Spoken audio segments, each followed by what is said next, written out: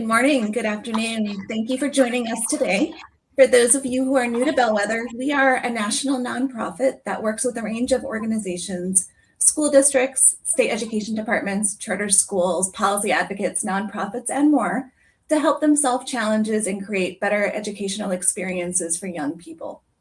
We also publish reports and resources, and we host conversations like this one to help leaders, policymakers, and everyone else who cares about our educational system make sense of the most pressing challenges facing the sector.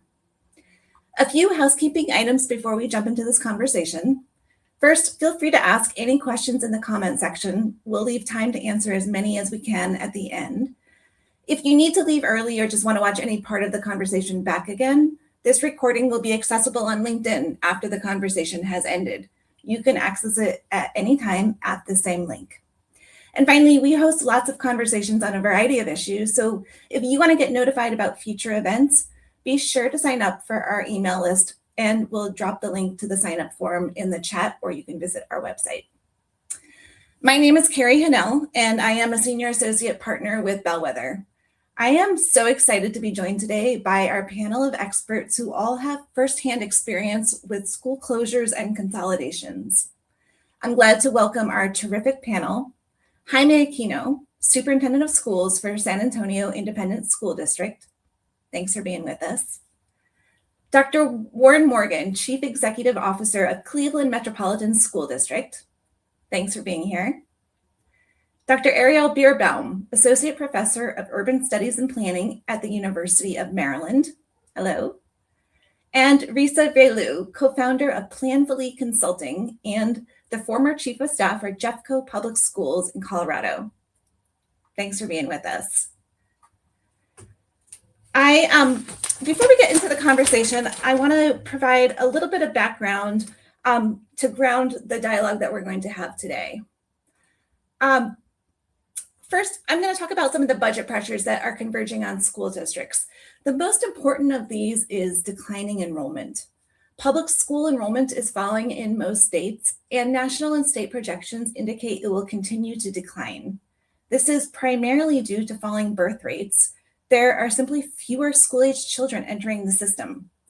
Many communities are also experiencing slowdowns in immigration, and in many places, families are moving from higher cost to lower cost areas. In some places, modest increase in homeschooling, private schooling, and other school options are also playing a role. Most states fund schools on a per pupil basis, which means that the loss of students can reduce overall funding.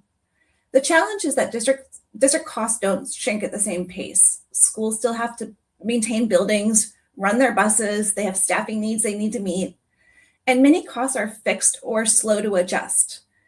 And on top of this, many districts are facing rising costs for salaries, healthcare, pension, transportation, utilities, aging facilities, student services, and the list goes on. Funding for public schools in many states has not kept pace with these rising costs, and at the same time, student needs are increasing. And while some school districts use federal COVID relief funding to fill funding gaps and provide critical services, these dollars have largely expired. So districts are increasingly being asked to answer some really difficult questions. How do we align resources with changing enrollment patterns and significant student needs? How do we maintain quality and opportunity for students? And how do we make incredibly consequential decisions about staffing, facilities, and school configurations in ways that are practical, student-centered, and also informed by the community?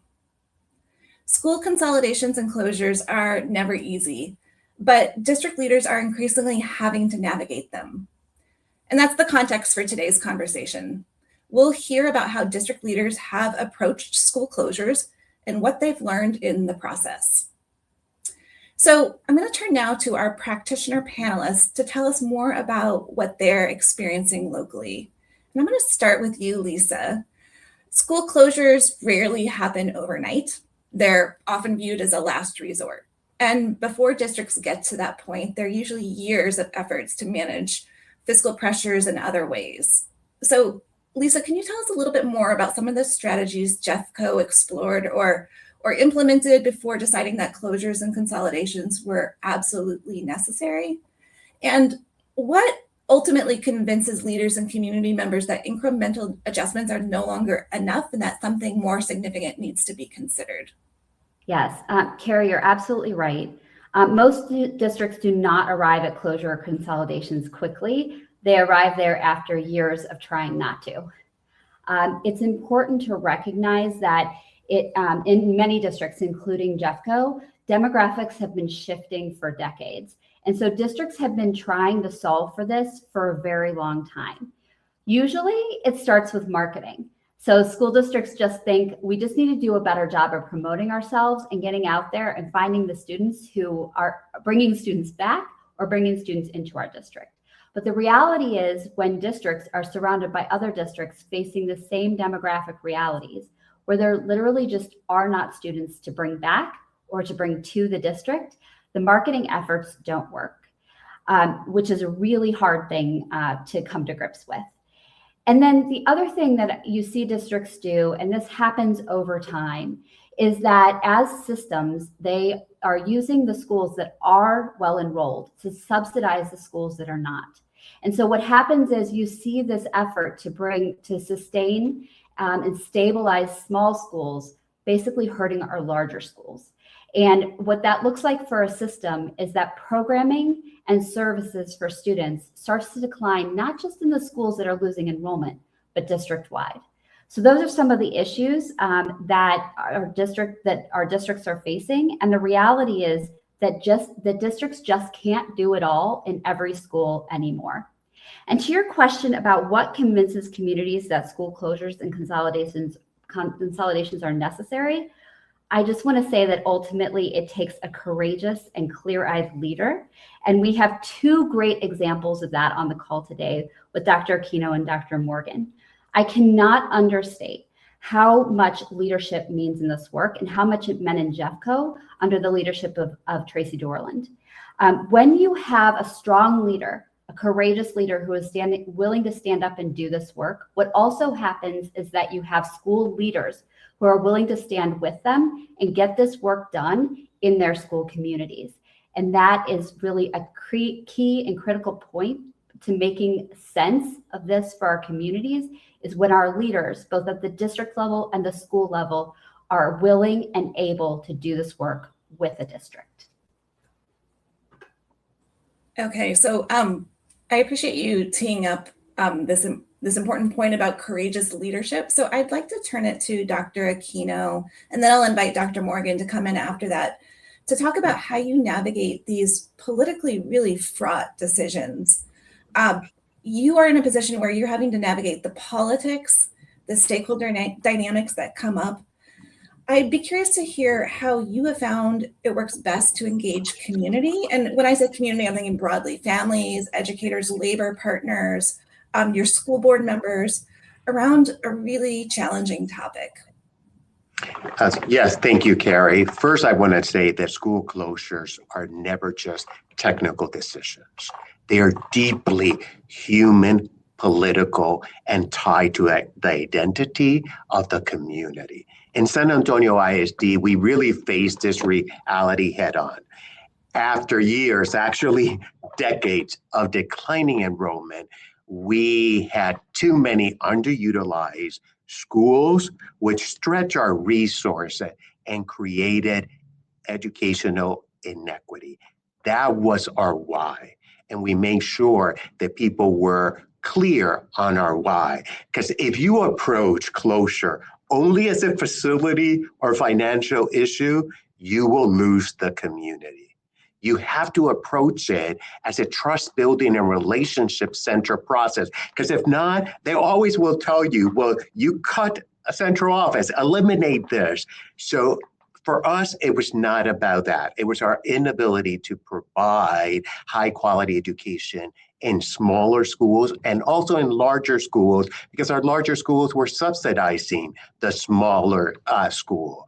But we learned very quickly that having a clear why was not enough. It was really about how do you engage the people throughout the process. So we actually grounded our work on our theme that we call right-sizing with heart. which is an acronym that we borrow from the Cleveland Clinic, which means we hear, empathize, apologize, respond, and thank. And I mean this sincerely, because when we started engaging the community, we did not just present slides, we truly listened. Over a few months, we held dozens of meetings, and I personally did more than 111 community engagement. And what we heard was not easy. We heard pain, we heard frustration, we heard fear. And that makes sense because when we close a school, it's not just a building. For many families, it represents generations of memories. So one of the biggest lessons is you have to lead with empathy, not just logic.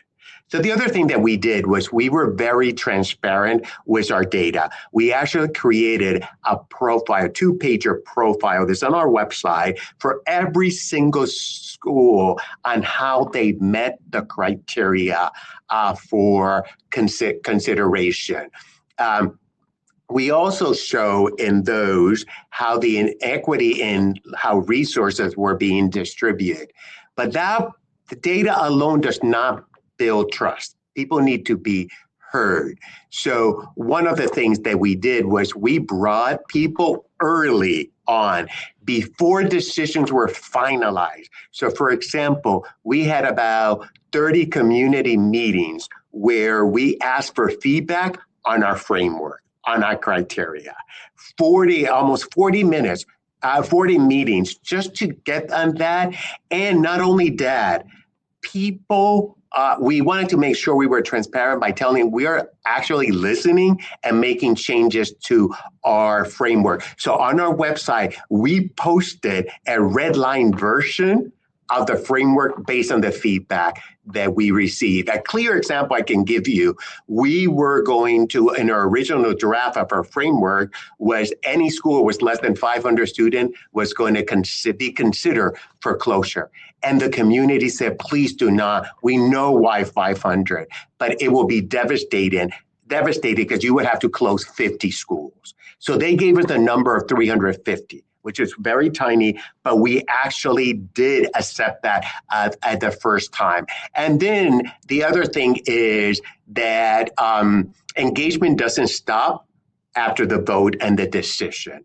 So we created a facility repurposing panel so the community can help us decide what to do with their vacant building. And the last thing is that we focus heavily on the transition. So we had dedicated support teams for every closing schools to help the students and the family. And I want to say this, all this led us to where we ended. We ended up closing in 1 year 15 schools and redesigned 5. So a total of 20 in 1 year. And more importantly, I began this in my first year as superintendent. And I'm in my 5th year. So I was able to survive, but that's probably because we really provide a lot of care to our community, to our political leaders, our labor partners. Our labor partners were totally against us closing school. But one of the strategic political decisions that I made was we visited 2 districts, actually Jeffco and Cleveland, to learn from their experiences. And I took the president of our teachers union, the vice president of our teachers union. I also brought a parent of a very small school and a parent of a very large school, so that they can become ambassador and champion this and bring that message back to our community. Dr. Morgan, I saw you nodding along. I'm very curious to hear more about the Cleveland story and what resonates from what Dr. Aquino shared. So I'll turn it over to you. Yeah, most definitely. And in a moment, I'll share slides, but I'll first start by just talking about our process and how we approach it. And so much of what Dr. Aquino shared is synonymous of our work. We're colleagues in the Council of Great City Schools and many other different organizations, and so we get a chance to talk to our colleagues about what is taking place, what challenges you're seeing. And when you think about urban education, this is something that's facing almost every not only urban system in our country, but also we're seeing it across suburban and rural as well, as enrollment declines and budget constraints have been challenging. I'm wrapping up my third year and heading into my fourth school year as CEO. And similar to what Dr. Aquino shared, when I first entered into the system, finances was a challenge we were faced with. We were faced with losing all the ARP ESSER dollars. And so we had about $500 billion of ARP ESSER dollars that we were losing that would put our district into fiscal precaution. And so from that moment, realizing that there were a set of decisions we were going to have to make to ensure that our district was on a pathway to financial sustainability. And in that first year, not only while negotiating a new contract. We have 9 union collective bargaining unions in our district. We negotiated a new contract to give everyone a raise. We also reduced our budget by over $200 million. And so by reducing our budget at in that time, we cut central office in that first year. We were doing all these different things to alleviate not needing to do school closures, not taking things from schools. In that second year, we also went out for a bond and levy. So we went out to our voters and said, hey, we need to put in resources. We were very transparent when we went out for that bond and levy. It was our very first time we were going out for a combined bond and operating levy, that this would help our system, but it wouldn't be enough. Also, in that second year, we consolidated from 5 calendars to 1 calendar, and that saved us $27 million over 3 years. So I tell this story to share that there were several things we were doing, knowing that school closures was probably something we had to do. We wanted to show the community that we had taken several aggressive actions before then, and some that were all of those things that I mentioned were challenging. They had political implications for them. They took lots of stakeholder engagement and buy-in, but we wanted to show the community we were willing to make tough decisions before we had to go to the schools and the school community. So when we got to this point, we were working with several consultants, and I would share with any district leader that is trying to do this work, you need help. You need people to work alongside of you. And some of the consultants we work with are consultants I worked with not only in Cleveland, but in other systems such as Indianapolis and other organizations, and some that also work with Dr. Aquino in San Antonio. So you want people that have done this work across the system, can share the lessons learned, can share what worked, the best practices, just so that we can have a very strong data and fact base. Once we start to gather that data and fact base, I did have an advisory group both of people within the district, but also a cross-functional group of city leaders, of members from my board, but also community leaders, foundation leaders, to just ground in the challenges we're seeing. And because the district had dealt with school closures before, the last time the district had did a significant amount of school closures was like in 2011. Over the past 15 years or so, we had closed a few, but there have been times that we had tried to close buildings, and it was met with a lot of political opposition. So we knew that this time, if we were going to get it across the finish line, we had to be clear-eyed. We need to be focused. And you shared earlier, it takes courage because it's not going to be something during this time where you're going to be hearing a lot of praise, a lot of people saying this is the right thing to do, or this is easy. You will actually be hearing the opposite. There's a lot of sacrifice that comes from this, particularly for leaders that go through it. You will get personal attacks, not only directly to your face, but online, but you have to be very clear and focused on the why. And so I want to get to the point when we started doing community engagement. We did community engagement for a year. In our community engagement, we were very clear that we needed to close schools. We did not bury the lead. We went out saying we will need to close schools. So we wanted that to be very clear up front. But the approach that we took this time, we wanted it to be data-driven and also focused on the future. So our campaign is called Building Brighter Futures. It is not just about closing schools. It's not just about creating dollars for the system. It was thinking about how can we take a problem of practice, which I'm going to share with you in a moment, and turn it into something better for our system, where more kids have a a stronger educational system. So some of the challenges we were facing in our system, an over 50% decline in enrollment in 20 years. We went from approximately 70,000 to approximately 35,000 in 20 years, with about the same amount of buildings that we'd had. We had this $150 million budget shortfall over the next 3 years. And then we are similar to what you heard Dr. Aquino share in terms of capacity. Our high schools, 3 of 27 of our high schools had enrollment of 500 or more, and 11 of our 61 elementary schools had 450 or more. And when you have that low enrollment, you're not able to offer the full suite of experiences. And speaking of student experience, go to the next slide, you can see that across the board, we're not offering our kids the quality education they need. Only 78% of our high schools offer college credit in advanced placement. That's the majority, but if you go to a high school that doesn't offer it, we're not giving you the opportunity to offer college credit. Only 59% of our high schools had career pathways and trade programs. Only 38% of our elementary schools had enrichment offerings beyond art, music, or PE, meaning we didn't have band in those schools. We didn't have Algebra 1 in 8th grade. We didn't have foreign language. And only 70% of our students are in newer upgraded buildings. That's still the majority, but that means 30% of our students were in buildings that were not quality of that 21st century learning. And that low enrollment is hurting both the teacher and student experience. What we wanted to share with people was the vision for building brighter futures, which is the next slide, where all these things can be at 100%. And in the fall, based on the work we're doing through Building Brighter Futures, in the fall, 100% of our high schools will offer college credit. 100% will offer career pathways, starting just in August. 100% of our elementary schools will offer enrichment programs beyond art, music, or PE, such as band, Algebra 1 in 8th grade, foreign language.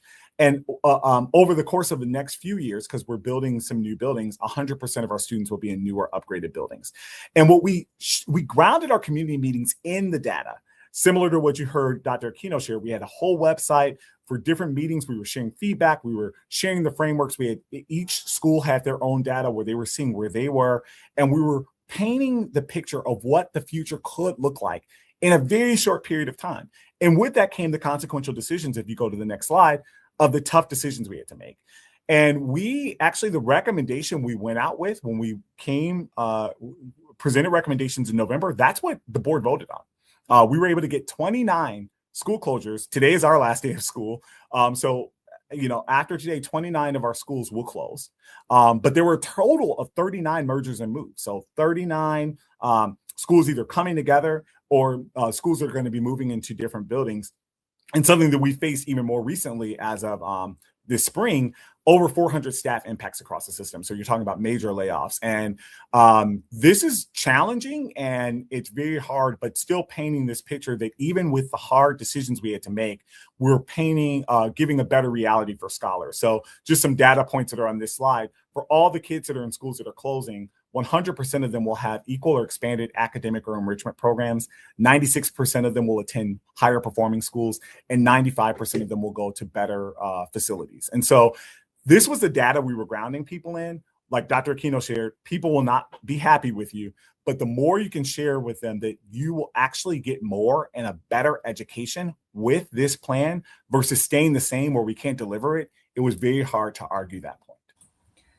Fantastic. Thank you. So I want to pick up on this last point you just made, which is people will not be happy with you. And I noticed a question came in from the chat or a comment saying the use of consultants who go around from district to district to mitigate opposition can breed community animus.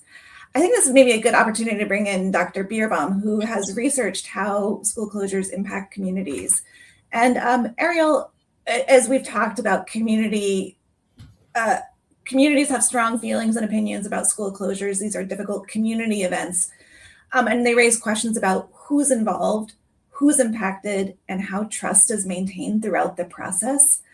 From your research on school closures nationally, what lessons or patterns stand out as really important for district leaders and stakeholders to understand? Anything else you would want to bring into this conversation about community trust and engagement? Sure. Well, first, I just want to say I'm so honored and humbled to be in the presence of these two superintendents who actually commented on the practices that are really reflected in sort of what I suggest, and other scholars that I work with suggest, as sort of a gold standard. So I'm so thrilled to be here. I think that the question of emotion in communities is really important. And what I've seen and documented are really three things that make closure processes difficult. And that's grief and anger and fear. And so when we think about grief, we think about loss, right? We think about mourning the past and something that's no longer here. Anger is usually about feeling alienated or disrespected in some current interaction.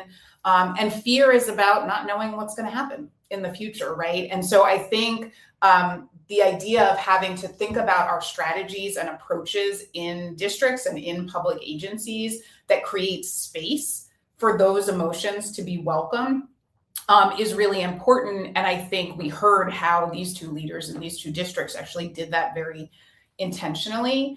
A couple of other things that come to mind from where I sit is that to keep in mind that place matters and that schools make places. And so every place has its own culture and history and politics and social and racial geography, right? Cleveland is not San Antonio, is not Colorado, is not Jeffco, right? And it's really important for leaders to take time and care to learn and listen, especially if they're new to the community and when they bring in these outside consultants to manage processes, to the comment that came in from the audience, right? That's really a must.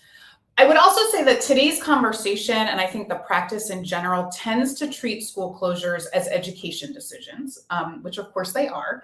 But what I've found in my work is that that's often too narrow of a view that can hamper trust building. And what I mean by that is that schools are not only educational infrastructure, they're also social and political and physical infrastructure in neighborhoods. They literally and figuratively make places what they are. So as we think about how districts structure their processes around closures, one thing to keep in mind is that families and neighbors and alumni are experiencing the closure not only from the vantage point of the education and learning experience in the school, but through memories and histories that include the school, but also their neighborhood or their city, or sometimes other places that connect over time through multiple generations. So as decision makers, we may see this as like a single point in time decision that's about a single school building or a set of school buildings, but it may land for communities as something deeper and longer and bigger that extends to past generations and to other domains of place-based loss that then get hung at the doorstep of district leaders, right? So I think that's related to the next thing that I think about. So I'm a scholar of planning and urban studies, and our discipline teaches a lot about participatory planning processes. And the gold standard of participatory planning processes for any kind of change process in place is to operate with a reparative or a restorative lens. And actually the heart metaphor that we saw is exactly that, right? And so what does it mean in the closure process to acknowledge past harm and current harm? How do we apologize for that? How do we put into place accountability mechanisms so that those who have been historically most deprived or neglected and harmed are not experiencing that level of harm again, right? The trick is that these harms are about school district decisions in the past and present, but they're also about decisions by other public agencies, right? And so the dynamics of housing or land use or transportation or neighborhood change, again, are things that often bubble up in closure processes. And unfortunately or fortunately, district staff then become at the receiving end of that. So how can we support districts in thinking about broader place-based change and making relationships that can help them manage those things as well? And then finally, I just want to talk about the future, which Dr. Morgan spoke about so beautifully. But there's really a question about that we need to ask who gets to imagine the future of our places, right? And what's our big picture goal? And I think we heard from both of these leaders, and we hear from elsewhere, although not always from other places, right? That we're not closing schools for the sake of closing schools. No one wants to close a school, right? As we heard. But what's underlying all the work here is a commitment to public goods and a collective culture specifically around public education, right? So if we step back and say that's our outcome, then we say, how are we going to get to the best, most just outcome that minimizes harm, right? What's the imagination here for what we want for our collective public goods and community? I would say, in these cases, it sounds like we already talked about sort of the data analysis and the increments that need to be done, but to make sure that you're really having an honest reckoning about if and when closures are the pathway to that desired outcome, versus something that we initiate in districts because of inertia, or because the next district over is doing it, or because the feds suggested it as a viable path, or some foundation thinks that that's how it should be done, right? And then likewise, are there creative ways to think about the future that may involve closure or may not? Are there alternative utilization schemes? Are there other partners to bring into the conversation that can be helpful to think about, managing these buildings currently? And then after careful deliberation, if closures are the pathway, which again, obviously sometimes they are, how do we think about really carefully protecting the public interest and the public goods in the next life of the building, right? So that we don't lose the publicness and that public asset forever in the community. And again, that public asset is not only about being a space of learning and public education, but it's about that social infrastructure, political infrastructure. And these things have large footprints, right? From a building perspective in our communities and in our neighborhoods. And we don't necessarily want to lose those as well. So how can we hold that future peace even while we're dealing with the tension in the present moment? Thank you. I'm going to move us on from community engagement to talk about what happens after the closure decision is made.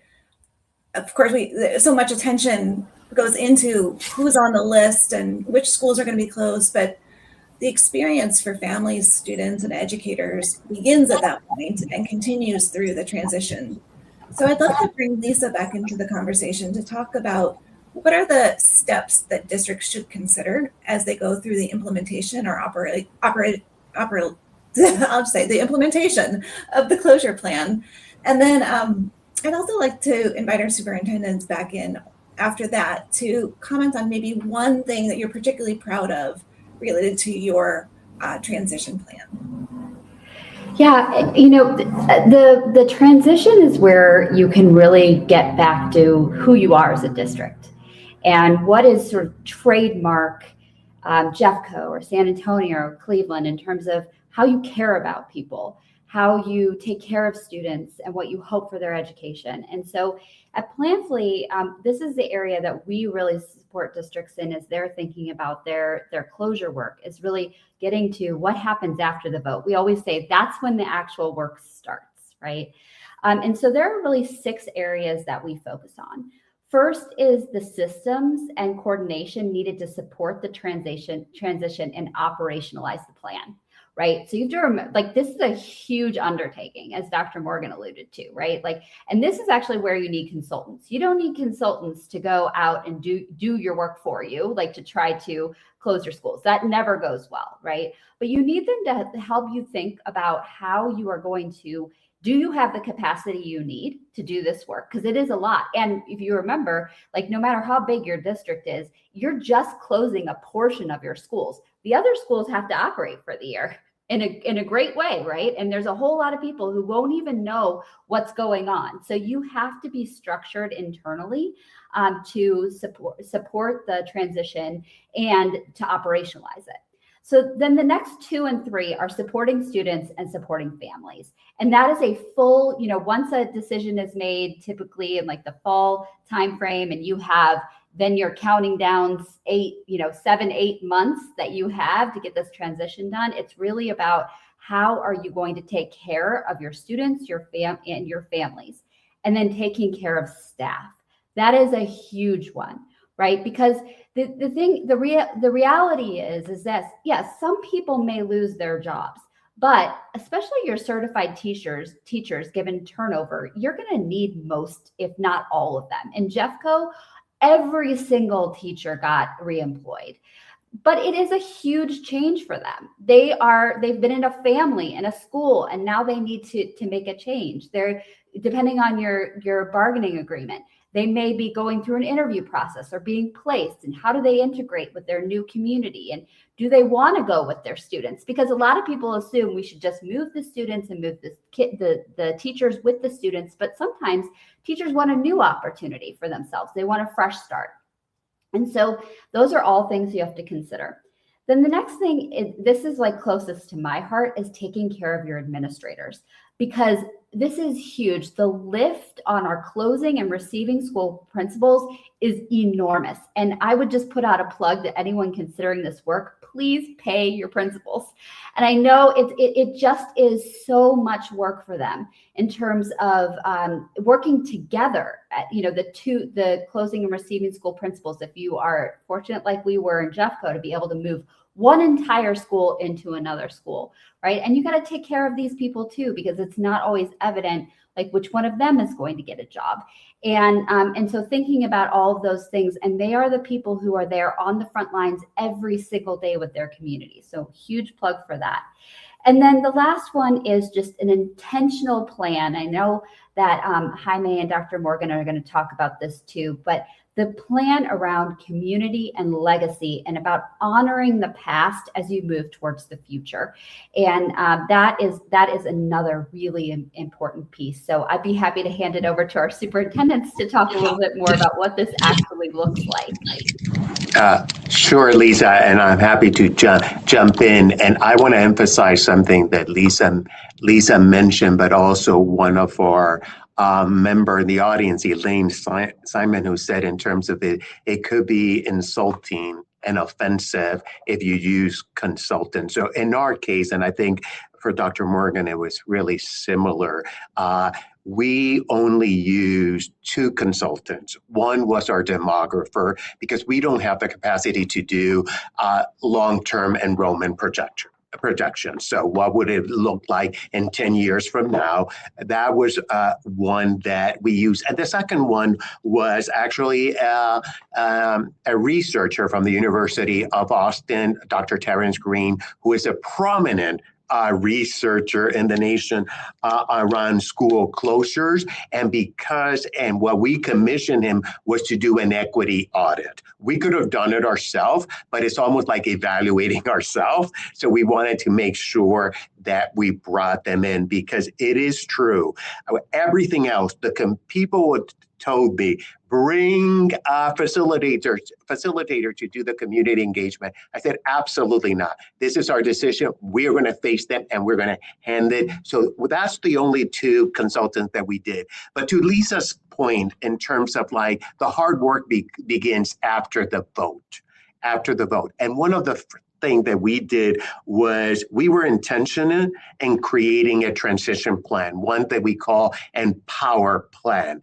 And this was our vote to close the schools was November 12th, but we had released our Empower Transition Plan early in September, which actually we got some criticism because from the community saying, this is a predetermined, because you already have 172 transition plan. That means you are going to close the school no matter what we said. And I said, oh, absolutely not. If the board votes not to close, then we put it in the shelf. But we need to make sure that after the vote, the next day, we are ready to make sure that this goes smooth. So in our case, we were said, you're going to lose enrollment because I have a charter school within 2 miles radius of every single one of my school. You're going to have enrollment and the staff is going to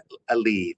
Actually, that didn't happen. We kept 92% of our students stay with us, and 96% of our teachers, our staff, stay with us. And why? It was because of that transition plan. So November 12th was the vote, and by December, before the winter break, every single staff knew their placement. And teachers actually got a similar role, meaning if they taught 3rd grade, they were teaching 3rd grade. But the only way to do that was, and the new principal selected was to do in the transition plan, because school closure touch every part of the system, and we'd like to be in silos, but this touches everything. So we needed to make sure that we were on the same page, and we communicated regularly, often, frequently on our website. Any article that was critical, any op-ed that was critical, we put it there. We put the good news and the bad news. I want to also mention what Lisa said. We center on the family experience. This is going to be, it's hard for the family. So we created a program that we call Blending the Familia.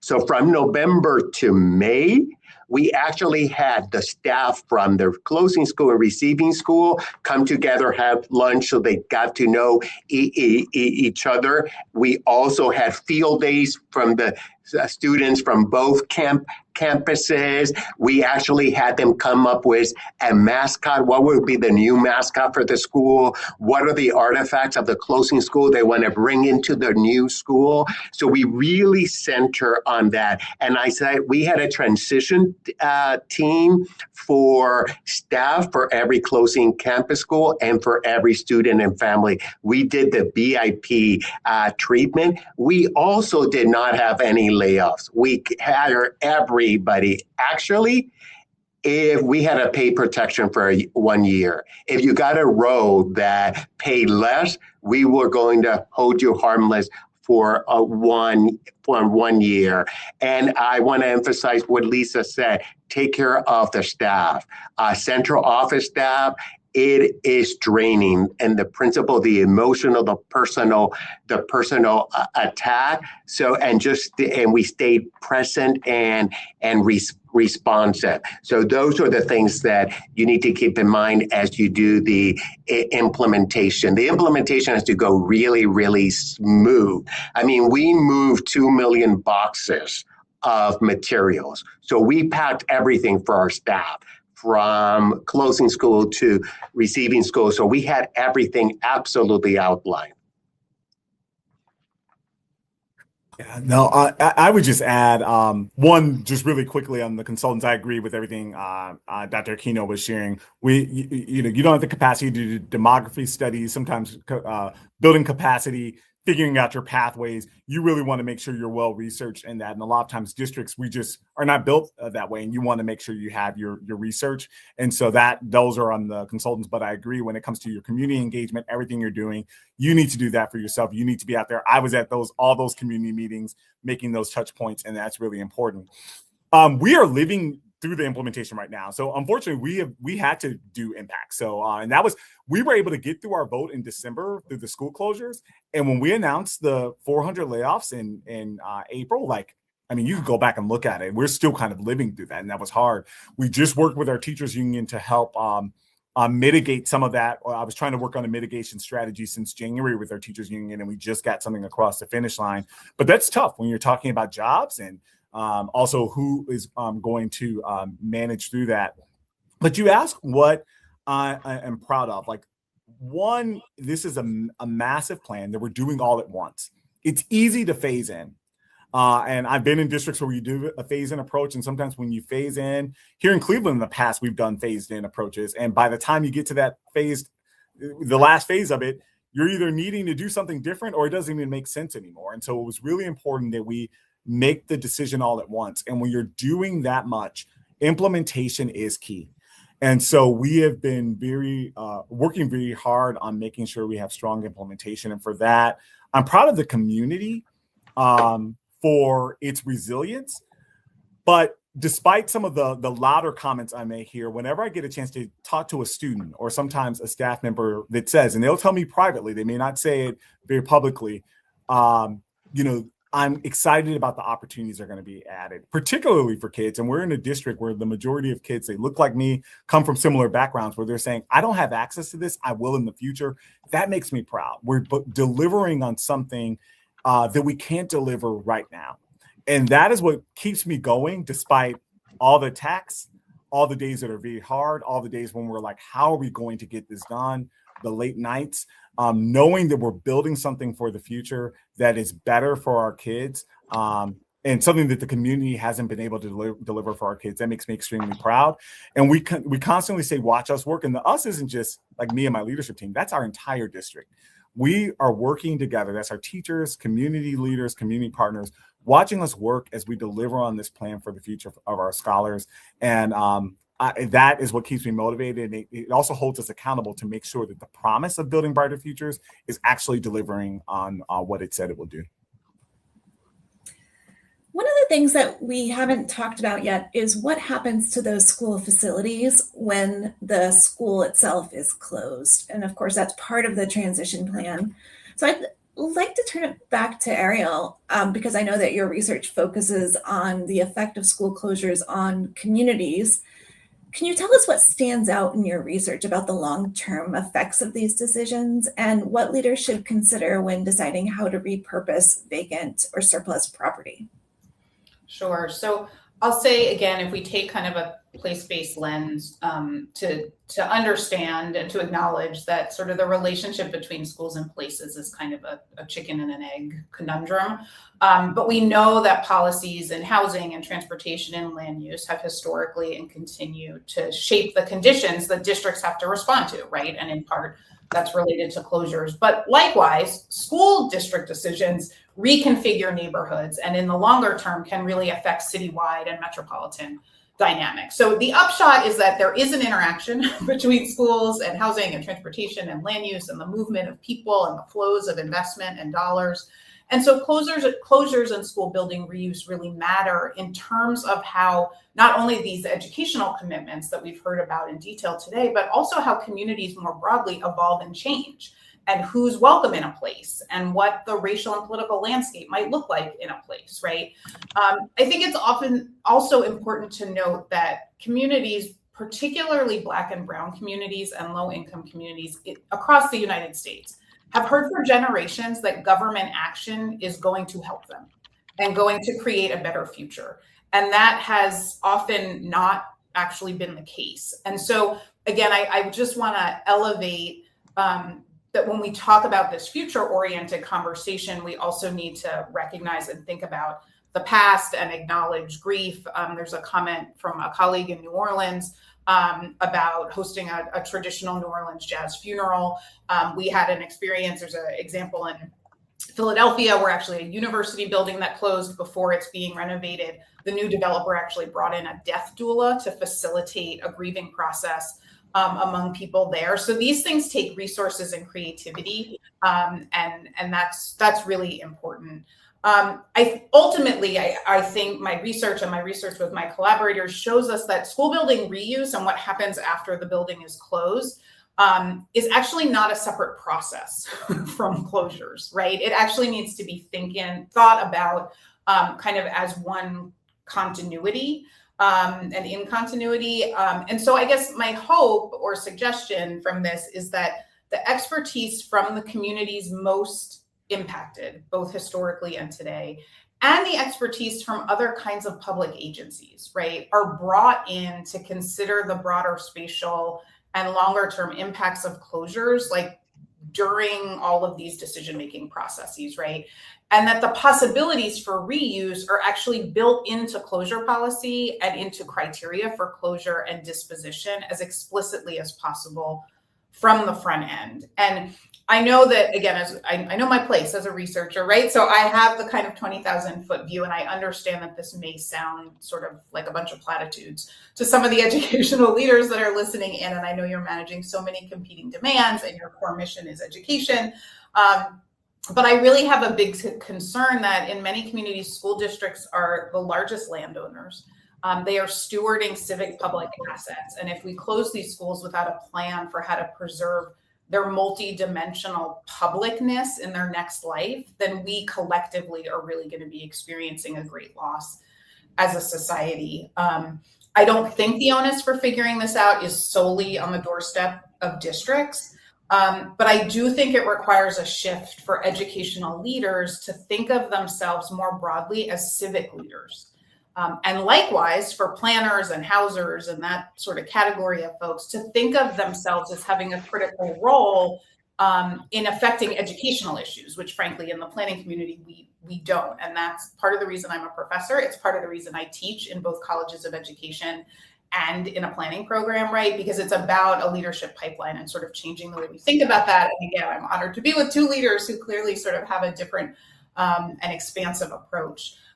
Because at the end of the day, the process does emanate from the districts. So the district leadership have to be the ones who initiate or participate in cross-sector and grassroots community-driven conversations about what might be possible for these buildings in their next life, even while you're thinking about why and how to close them, even while you're thinking about how to keep the other schools that you have running, right? You have big jobs, but I guess that's sort of the hope, is that the future looking and the reuse can kind of be built in as part of this conversation.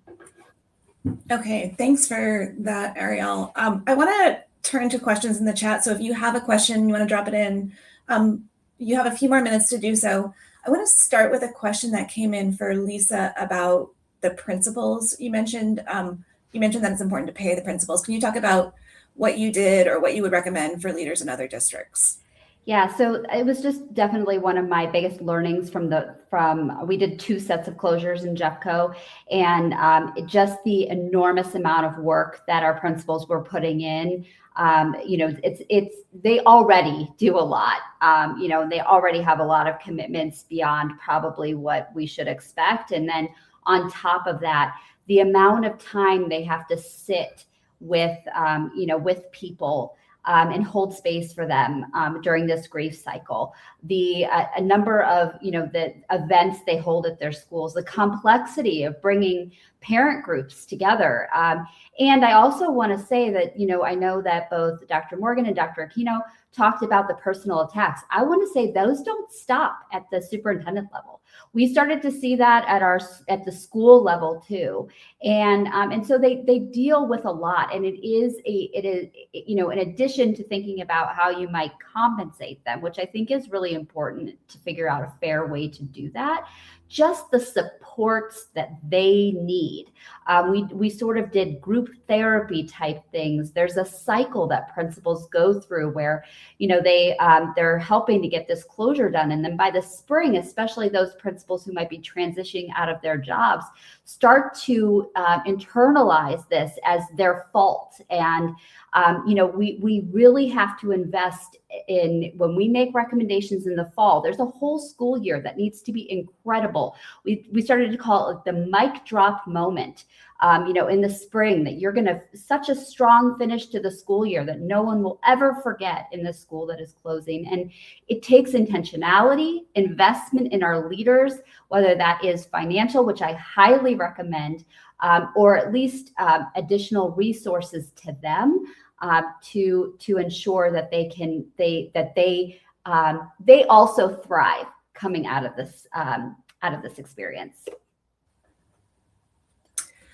There's another question in the chat from Jessica Conlon that I want to open up to the group. Everyone shared that closures are a last resort and that the districts had years of data showing enrollment declines. Looking back, what information or analysis would have been most useful to you as superintendents in seeing these enrollment declines come earlier? Is there a point where, if you'd had the right projections in hand, you think the conversation could have shifted from closures to a more gradual, proactive shift to alternate staffing, school models, et cetera? Anyone want to take that?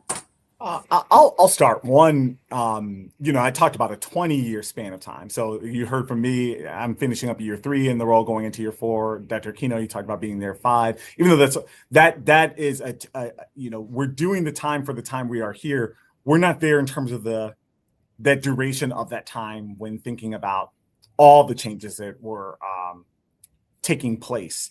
And so. And another thing, there's recent data that is showing that after the pandemic, the exponential rate of loss of enrollment in not only districts, but also populations of urban cities, it's been going down at an exponential rate. And so this is happening really fast. And so of course, ideally, you would say if someone's there from the big picture and you can see where this is going, and over time, you could say there's different things we would do, or we would gradually do this. I think for both of us, you get to a point where it's like, we absolutely must do it, and we must do it now. The other thing I'll talk about, and shout out to Dr. Jennifer Cheatham, who's a colleague of mine at Harvard School of Education. She talks about the political frames of the superintendency, and she talks about the micro, the meso, and the macro. And you have to think about what's happening in the larger context of the country. When I think about the last 15 to 20 years, the way education is funded, the way the prioritization, there have been ebbs and flows. And there are times districts had, like just 10, 15 years ago, you have things like Race to the Top and all these different initiatives that I call sometimes Hail Marys. The districts are like, wow, we have these resources that we can actually plug in here where we may not need to make this decision right now because we have this other resource. And so I know that didn't fully answer the question, but I would say you have to think about that larger context. And I know for both, well, I can speak for myself, and I don't know if Dr. Aquino would share the same. You get to a point where you're sitting here and you're the leader in the system. You don't have a Hail Mary. You're seeing what's ahead of you, and you have to make the decision. For us, if we didn't make these decisions and didn't make the budget cuts that were necessary, the state can take over the district. And that's also something that no one would want. In Cleveland, we had state takeover in the late 90s. And that's even something my teachers union president said, no one wants to go back to that. And so you get to a point where right now we're kind of in the emergency zone, and we have to make a decision. Can I just add to that? So I'm just going to plug in for planners here, and particularly regional planners, because regional planners are doing these kinds of demographic projections for 20, 25, 35 years. And I remember I used to work at the Center for Cities and Schools at UC Berkeley. Of course, if folks don't know it. But we were convening school district leaders across the Bay Area. And I remember we convened them with the regional planning agency. And we had the regional planning agency show the maps of demographic change that was being projected in the San Francisco Bay Area for the next 30 years. And I am not exaggerating. I wish I was. Literally, people's jaws dropped because the trajectory of change was not something that any school district leader had thought about, because they were really planning on a 1 to 3 to 5 year timeline.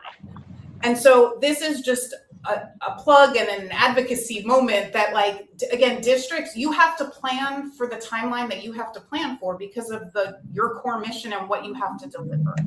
So the question is, what do you have to do? But how do you extend your capacity through a set of cross-sector partnerships and bring in people that actually have knowledge and resources?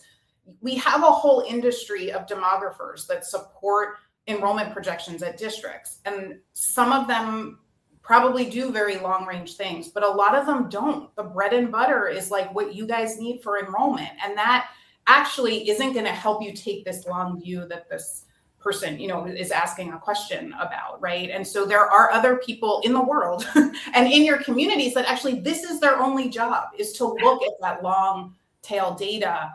And so is there a way you can build a connection if you have a regional planning agency, a metropolitan planning organization in your community? Where is the opportunity to connect the dots and extend your capacity to make these decisions perhaps further ahead of time? Because again, at some point, the superintendent sitting in the chair and looking at reality, and like Dr. Morgan said, just has to make a call. I love that, and you're right. The numbers are stark when you look out, especially with the compounding effect of declining birth rates affecting just the population of young people in this country. So with our last 2 minutes, I'd like to give each of our practitioners, Lisa, Dr. Aquino, Dr. Morgan, 30 seconds to share one piece of advice you would offer to other district leaders who are sitting in similar seats around the country, looking at the numbers, knowing they need to figure out how to build stronger, smaller school systems. What would you tell them? Happy to start. I would say first, as I began, treat school closure not as a technical decision, but as a human experience. And also, I would involve students in helping sell this to the community.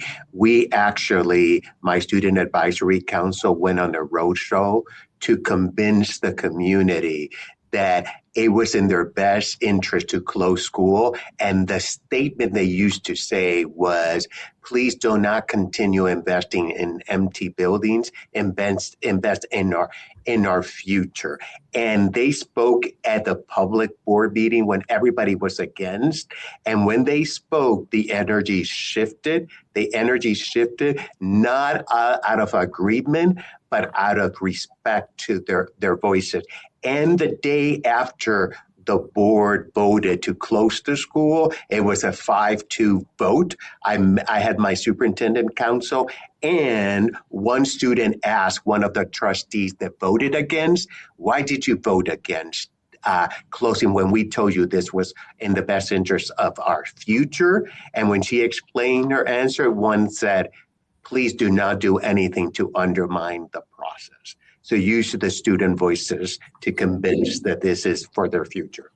Dr. Morgan, I'm going to give you the last word in the interest of time here. 20 seconds. What advice would you offer?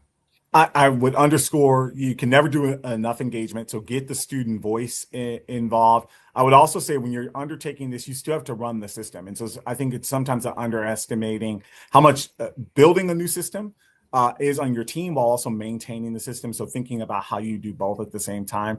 And then I would just say, give yourself grace, courage, and space. This is very hard work, but you can do it, and make sure you have the political cover and will to get it done.